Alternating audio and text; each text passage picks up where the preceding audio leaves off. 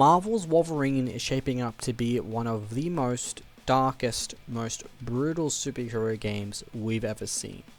But what exactly could inspire the story that Insomniac Games is cooking? What's up everybody, welcome back to the channel. My name is The Avenger, and in this video we're diving into the comic book history of Wolverine, breaking down the biggest arcs and the lore elements that might shape Insomniac's upcoming game.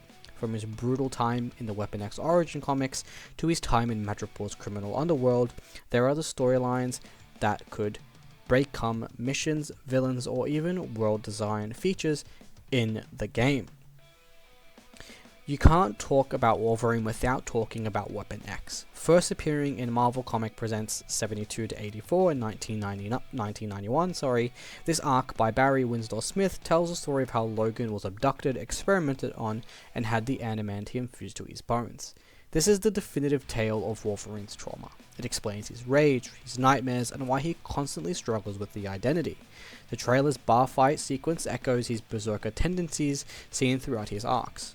This game could use Weapon X as flashbacks or hallucinations, pulling Logan back in his darkest memories, while trying to fight villains in real time who have also come out of the program, like Omega Red, who was first appeared in X-Men 4 1992, or even Lady Deathstrike in Alpha Flight 33 in 1986.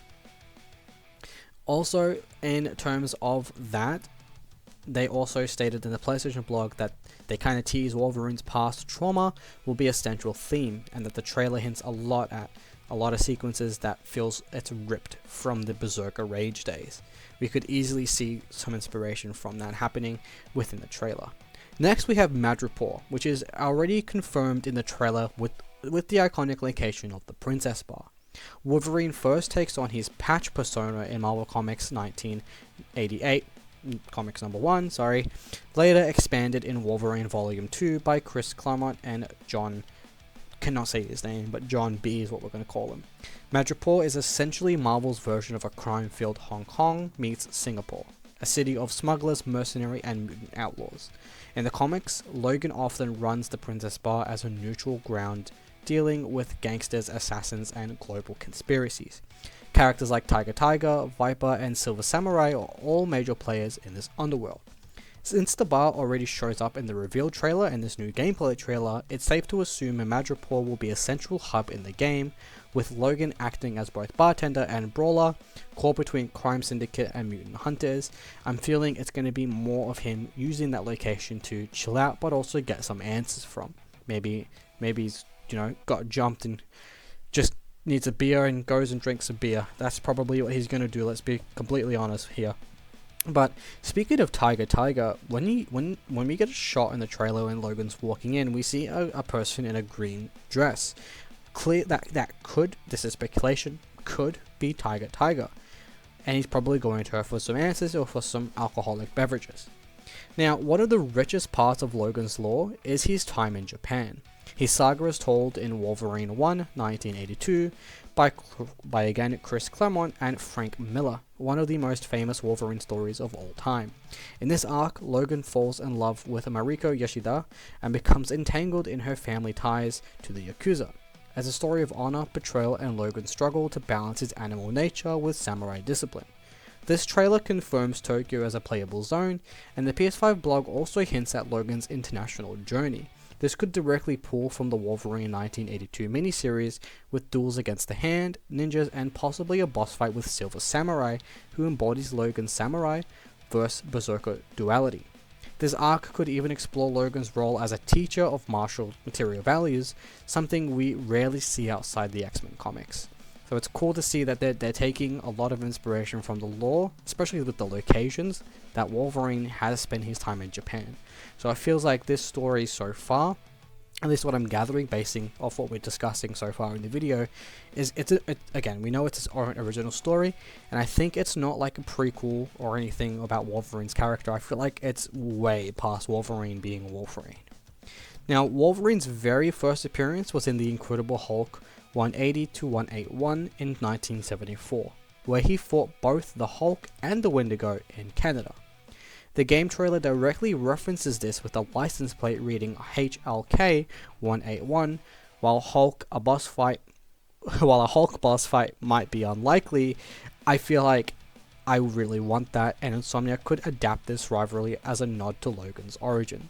Now, it'd be cool to have the Hulk in the game, and especially if the information is correct where Wolverine is set in the same universe as Spider-Man. I feel like those two worlds, we already know the Avengers exist, so we already know Hulk is existent in this universe. Why not have him included in this game? I feel like it'd only be the right thing to do, I'll be honest with you, and I'm really hoping we get a Hulk boss fight. The Wendigo fight, however, is much more possible.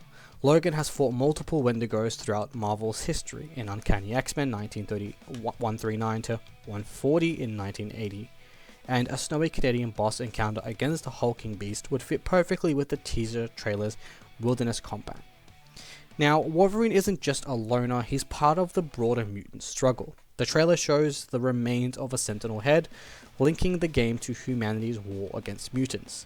Now, we saw a massive Sentinel at the end of the trailer, and it clearly connects to arcs like the Days of Future Past, Uncanny X-Men 141, 142 in 1981, where Logan plays a central role in fighting Sentinels in a dystopian future.